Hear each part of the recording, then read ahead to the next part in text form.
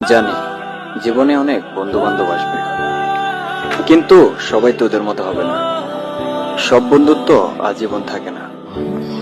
কেউ শুকনো পাতার মতো ঝরে পড়ে যাবে, আবার কেউ আজীবন বন্ধু হয়ে থেকে যাবে। কেউ নিজের স্বার্থের জন্য দূরে সরে যায়। আমরা পৃথিবীতে সবসময় থাকার জন্য আসিনি। কার মিত্র কখন হবে কেউ বলতে পারে না।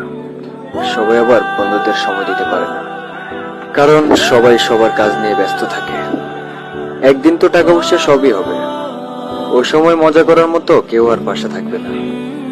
যখন কোনো স্কুলের পোলাপান দেখবো, তখন তোদের কথা মনে পড়বে। তখন তোদের কথা ভেবে ভেবে হাসতে হাসতে কেঁদে দেব। কান্নাটা অটোমেটিকলি চলে আসবে।